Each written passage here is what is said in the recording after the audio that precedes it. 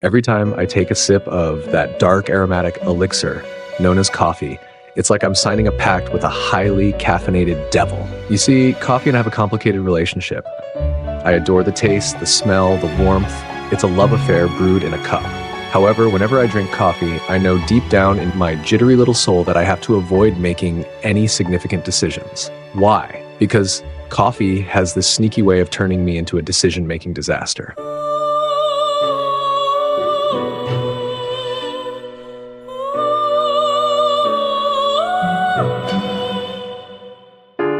Now, don't get me wrong, coffee is the nectar of the gods. It's what drags us from the clutches of sleep and into the harsh light of productivity. Still, once the caffeine hits, it's like my brain turns into a hyperactive squirrel on a sugar rush. I get all these grand ideas, but they're the kind of ideas that seem like they were concocted by a raccoon rummaging through a trash can at 3 a.m.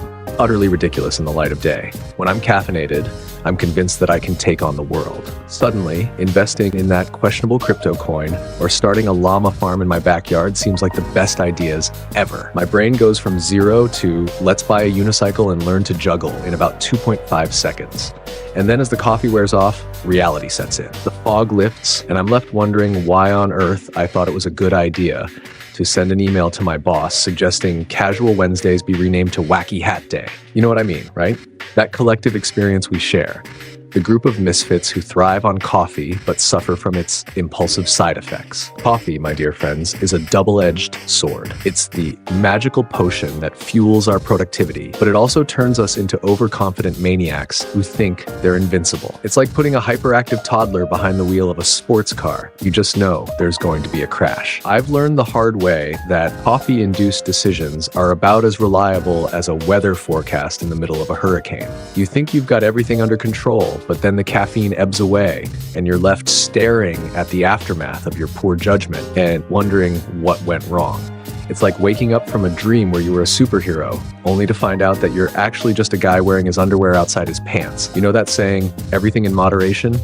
Yeah, that's a concept that my caffeinated brain just can't grasp. When I drink coffee, moderation goes out the window, along with any semblance of rational thought. The problem is, I love coffee. I love it like a raccoon loves a shiny piece of trash. I crave it, I cherish it, and yet it betrays me every single time. It's a twisted kind of irony. Coffee is supposed to help us function, to make us better, faster, stronger. But in reality, it's like giving a toddler a sugar rush and expecting them to solve quantum physics problems.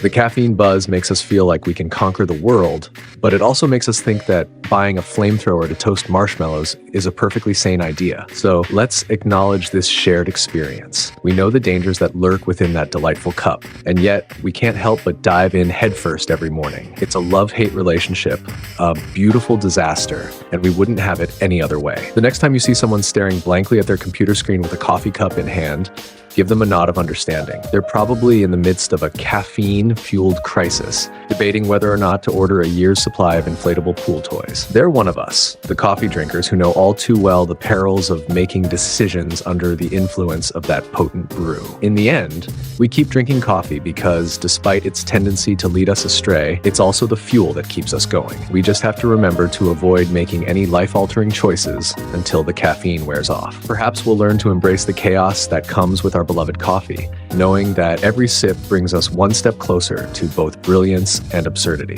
But how does it taste?